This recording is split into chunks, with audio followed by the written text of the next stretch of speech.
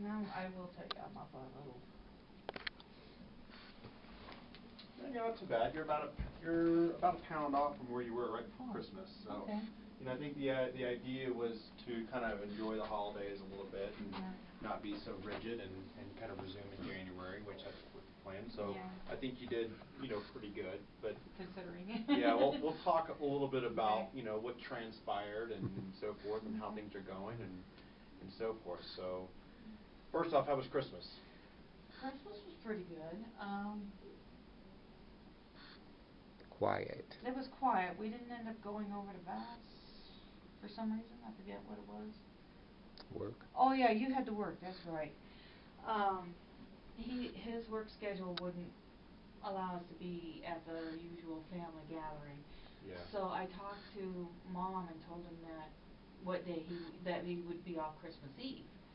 And so we got to talking about it and decided that we would have a quiet dinner thing with my sister and her husband and Steve and me and my mom. So it was just the five of us. And it was really nice. They wanted to do the steak and potato thing, so I grilled the steaks while my mom baked the potatoes and my sister brought a salad, that kind of thing. So it was, on the most part, a pretty healthy meal outside the potato part, which I did have some potato. Mom had about a half a dozen toppings for the potato. It's like typical, I'm just as, you can tell I learned from my mom. It's like, nobody goes hungry in the house, and there's all kinds of choices and that kind of thing, so everybody will be happy with whatever's going on. And, I think they only had the one pie. They had Dutch apple pie because that's what he liked. Basically, the whole dinner was set around what Steve likes, and so, which took him by surprise because my mother is usually, who gives a damn, type of thing. So he's like, your mom's doing all this for me, I don't know how to act. Yeah. So, and then we, of course, had a little gift exchange, nothing exciting or something like that. Christmas Day we were by ourselves, but we had, Michael made us a great big Christmas breakfast. Well, that's nice. Yeah. It was, mostly meat. It was like bacon and sausage and or sausage waffles. When I was growing up, my dad liked to grill up or cook up some sausage and grind it up and then put it in the waffle mix. And so that's our sausage waffles, that we like. And so Michael wanted to do that. And he made eggs, and it was just a lot. But like I said, it was mostly protein. There was very little vegetable in there at all. He did put peppers and onions in the eggs, but that was about it. And then of course we had our little gift exchange thing. My mom gave us a gift card for Outback, and we ended up only having to pay for his meal because my meal they kept messing up on my meal. What I've ordered, there's about 3 pieces of meat about that big, and they were raw. Wow. And I said medium. I said, I did say medium well, and she goes, yeah. And I showed her the meat, and she goes, I says, it's still mooing. Yeah. And they took it back 3 times before they finally got it right. And so the manager took my meal off. So, but most of the meal was peppers and onions and rice. Well, it sounds like, given where you're at, it sounds like you did fairly good with managing. Yeah. The whole process of the holidays, right? Yeah. And so, anything, what about going up to New Year? New Year, well, that was, nothing super exciting.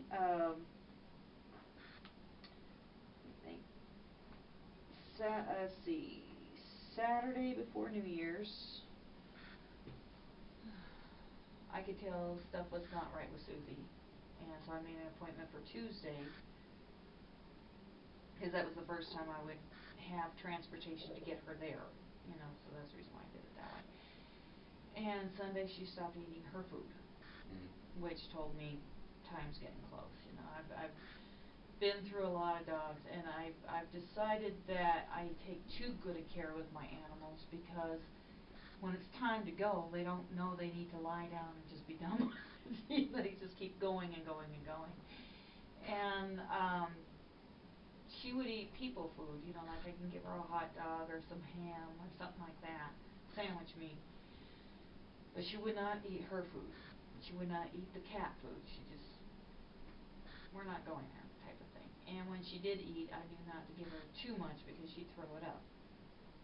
And I started giving her pain pills a little more frequently because I could tell she's hurting, and I realized her time's coming close, so, you know, what damage is it going to cause anyway, you know, type of thing.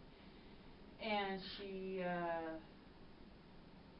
so we got through Sunday. We decided not to go to church because we knew she wasn't up to it.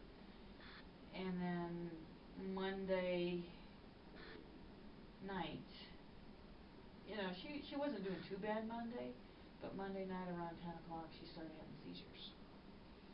And the poor thing was just, it was horrible. I've never seen an animal have a seizure like that before. It was pretty devastating. And so she had one at 10 o'clock, and then she had another one at 6 o'clock in the morning. We already had the appointment for Tuesday, so we just said, we'll just go in.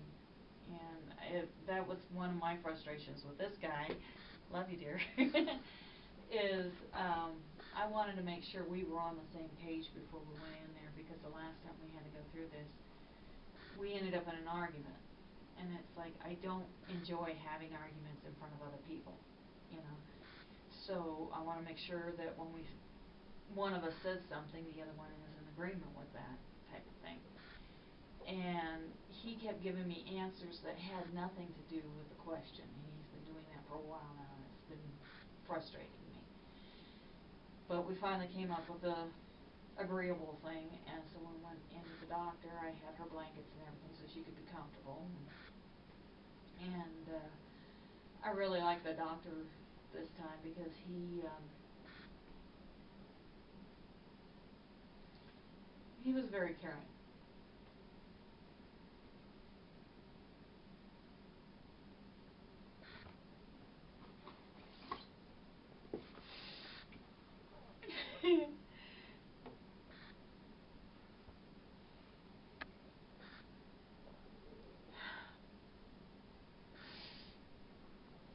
I just feel like I'm a murderer when I have to do that.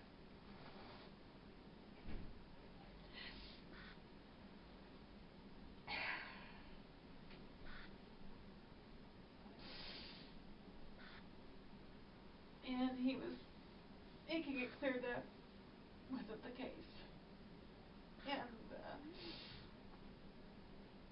he says Susie's like the oldest dog he's ever seen of that breed. And he could tell that she was well taken care of and healthy and all that kind of stuff. And it's not normal to see when people have a dog, cat, pet that needs to be brought in, they just drop it off and leave. That's it. You know, where with Parker and with Susie, we brought them in, they were bundled up. We were with them when it happened, you know, so they could tell how much we did care about them. So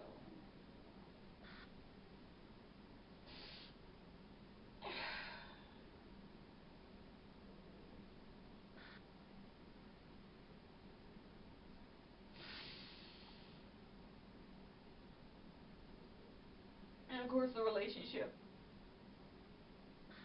with a service animal versus a pet is different. You love your pet, obviously, and you know, love to play with them and stuff like that. But you don't have them with you 24/7. You're not taking care of their every single need all day long. You know, morning, noon, and night. You don't sleep with them right next to you. And it's not a case that one's waking up the other in the middle of the night for whatever reason. You know, and sometimes she'll wake me up because I need to be woken up. sometimes I wake her, she'll wake me up because she needs to go to the bathroom or something Right. like that, And, so it's just, the relationship is different, and of course after she's gone, I'm having anxiety attacks all over the place.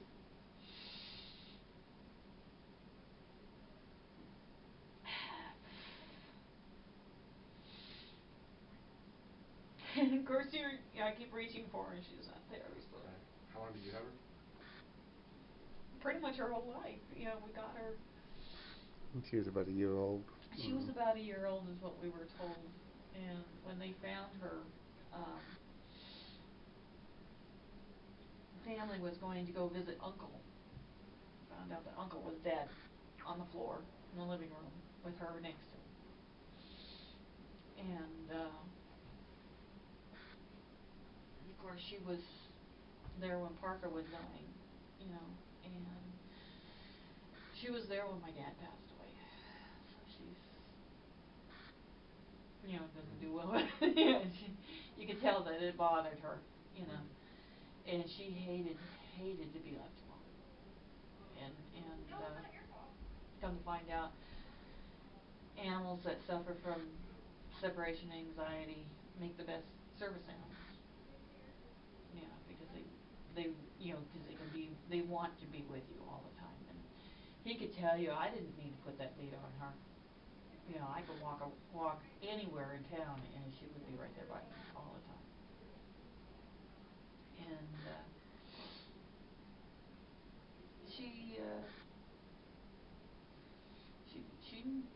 she knew me. That kind of thing. So it's been about a week, a little more than a week. No, it was a week. She passed away on Tuesday. A week from yesterday. Yeah. Mm-hmm. So. No, I was thinking today was Tuesday. Well, this is, one of those life events. Yeah. Right? Yeah, and of course all week I'm going through. Fortuitous life event. Yeah. And of course all week is, the first story, so. I was doing pretty good, and then got in here and everybody's like, "Where's your dog?" Yeah. Everybody asks, yeah. Yeah. Yeah. Yeah, it's a grocery store, the manager.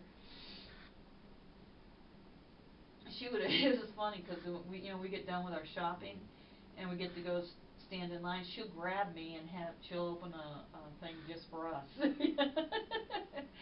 So she saw me there and she's like, "Well, where is she?" And I went, told her what happened. And then she told me that she just had to put down her cat that she's had for 15, 16 years. It's tough. Yeah, we got 2 cats, and I'm suspecting Saphira will go the first, but I'm not much of a cat person. The reason we got the cats is because they were abandoned on our doorstep, in essence. Casper was my daughter's cat, and when my daughter graduated, get this, on the day that she graduated from high school, she basically just moved out and didn't tell us. Her brothers showed up, and she took off with her brothers to go visit family, and the next time we saw her, she was loading a trailer to go live with her brothers. And it's like, could you talk to us about this? No, we can't do that. And I asked her, what about the cat? She took everything that belonged to the cat, threw it in the trash, and said, "Take her to the no friends lake." And this one did not like that. And my son did not like that. I was like, this is not how we treat animals in our house. You adopt a pet, that pet is yours till the day it dies. That's just all there is to it. It's not a piece of furniture. It's not a piece of clothing. It is a living being, and you take care of it. And so, as far as those 2 were concerned, it's no longer her cat. It is not, that ended right there. And then... But yeah, Ashley still says my cat? Yeah, she still claims it is my cat, but it's not. Well, you mentioned, how Suzi was your service dog for I think for you, was it for... 3 years. For emotional Huh? For emotional Yeah, reasons? mostly emotional. Okay. And right now you're going through the stage of grief. Obviously, we understand where grief has various stages that you're going to go through, right? But how are you? I mean, you're going to have highs and lows, but how are you managing? I think I'm managing okay. You know, it's like I'm not great, you know, obviously, but at home we have I want to say Parker. Jack, my son's dog. I think that dog would make a great service dog, but my son won't have that. You know, and of course it's his dog, that's his choice, you know, that's fine. But the reason why I say that is because there's been times where I'm sitting in my office doing something and I start feeling this going on, and he'll race in and he'll be all over me, you know, which is what, you know, Susie was supposed to do, you know, he'd just be all over me, come and give me attention, play with my toy, give me attention, and it distracts me from whatever's going on. And so it's kind of funny that he's doing that. And it's clear that before we took Susie in, that the two of them were having a conversation. I don't know if you believe that or not, but some people are like, well, they don't talk. Yeah, well, they do. I got news for you. They were nose to nose, and you can hear little noises going on between the two of them, and body language and stuff like that. And when we came back, Jack's demeanor was different. And before, he would be all over my bed and all over my bedroom and, you know, just out of control puppy. But when we came back, he'll lay at the bedroom door until he's given permission to come in, and he won't get on the bed. You know, he'll come up and rub up against me and look for attention, but, you know, like, I've had to watch him twice at night while Michael was gone. And he would lay at the foot of the bed, but he won't get up on the bed. You know, and I think he got up on the bed once, but it was just briefly. It was like, hi, how you doing? And he got back down.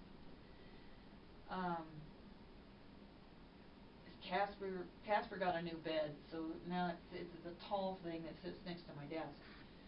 So all I have to do is just reach over and scratch her when I feel like I need to, you know. And so the cats are kind of going, she's giving us attention and she normally ignores us, that type of thing. Saphira was left behind by David and Annie. They moved out and left their cat behind, so that's how she ended up being ours. And she's got a lot of medical issues. Fighting anxiety.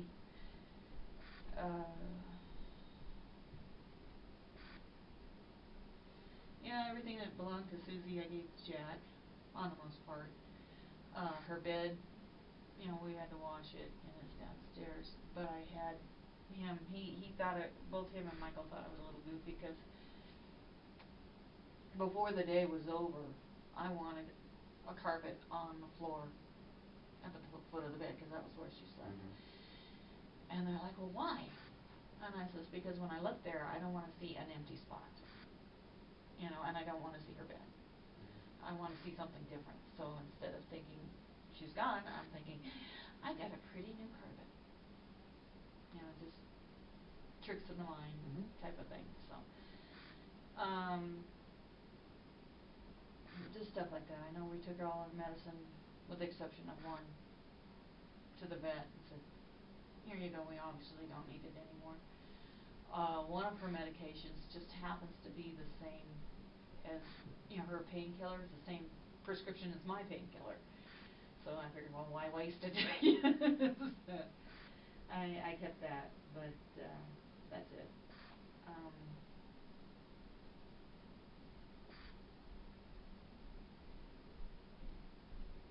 I don't know, how am I doing? You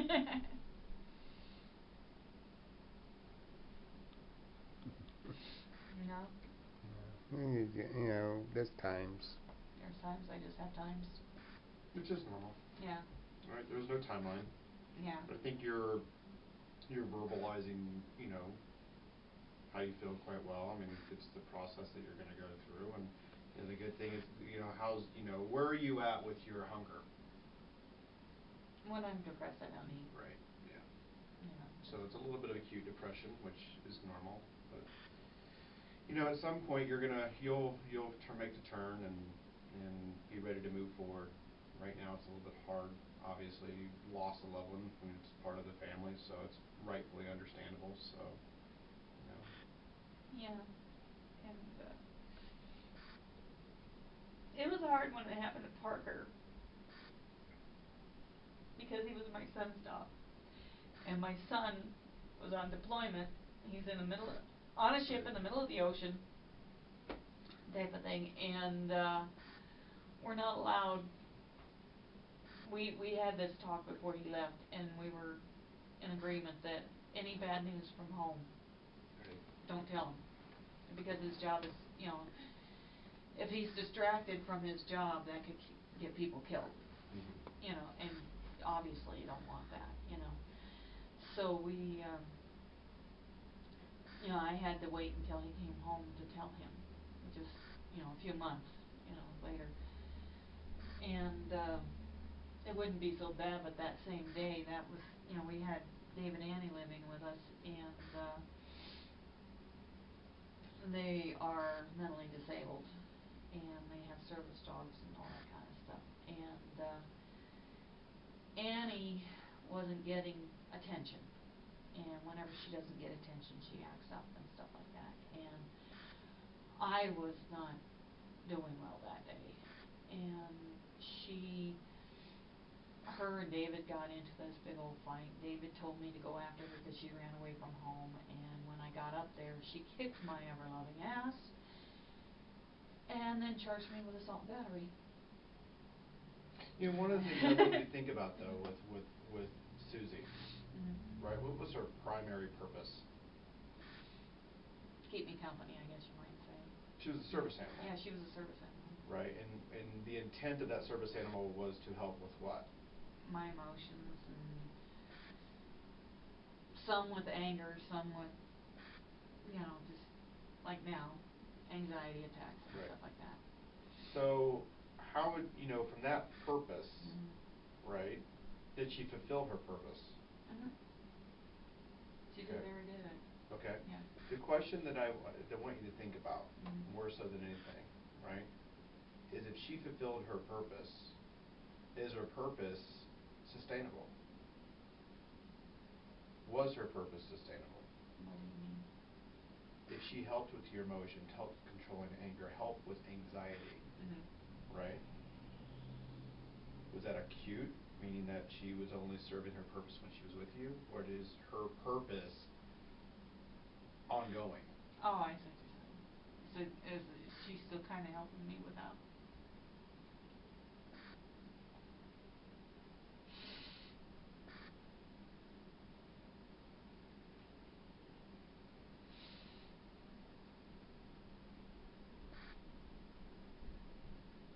Now that I have to think about it, it's hard. Right. It is hard. Where I'm looking at is she served her purpose probably for the greater good. If a service animal, this is something, controlling your anger, helping your anxiety, right? It's kind of like a medication. Think of it like a medication, right? Yeah. But do you want to be on medication the rest of your life? Do you need a service animal the rest of your life? Or did she serve her purpose in helping you control your anger and helping you with anxiety for the rest of your life? Yeah. I know I can manage without her. Right. And I think that's the testament of showing if she was effective in helping you, right? And that's how you should look at it, is like, she helped me where I am now, right? Unfortunately, with life comes death. We know that, right? But the reality is, did she serve her purpose in helping me now? I think so. Can I draw from memories of what she meant to me? Can I draw from memories of how I helped handle my anxiety? Can I use that when I become anxious at times to reflect upon her and say, you know what? She served her purpose. I'm better today than where I was without her. Yeah, I could say that. And that's hard. It's extremely hard. But I think that's going to help you move forward. Yeah.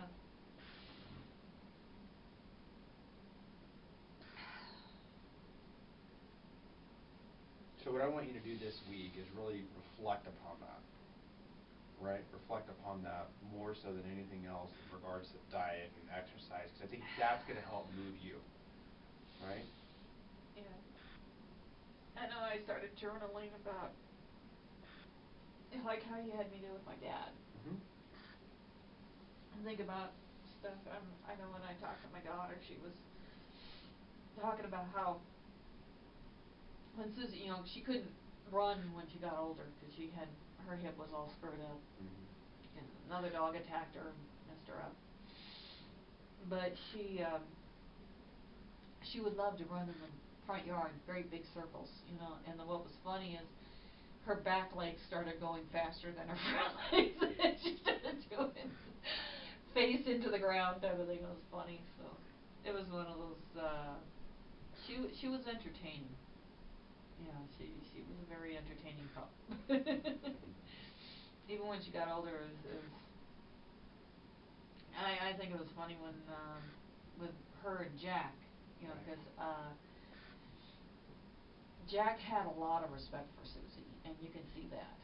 And it was funny because, you know, he's, you know, a typical puppy. He's, you know, only a year old, and he's bouncing off the walls and all this kind of stuff. And he's got this toy, and you got to throw it, and of course it's like, you know, let's chase that toy all over the place. Right.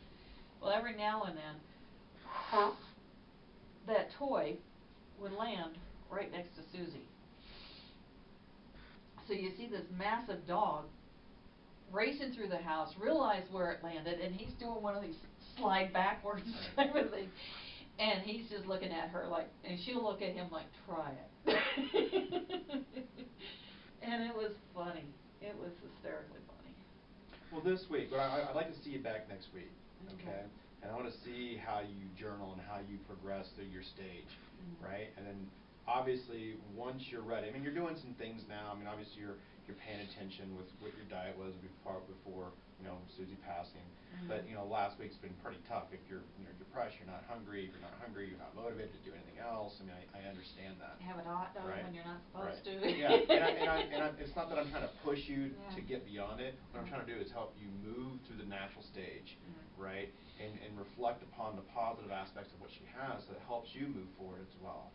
Yeah. Okay? Do you know what your schedule looks like next Wednesday? As far as I know, it's the same as usual. Let's see.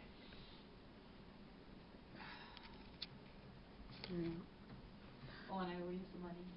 Not today. You paid me right before. Oh. Yeah. Because We'll worry about that next week. Okay. The 15th.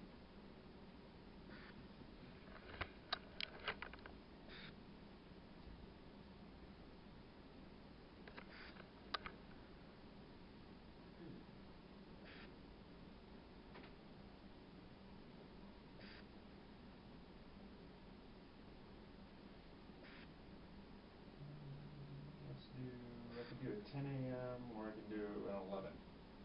10's okay.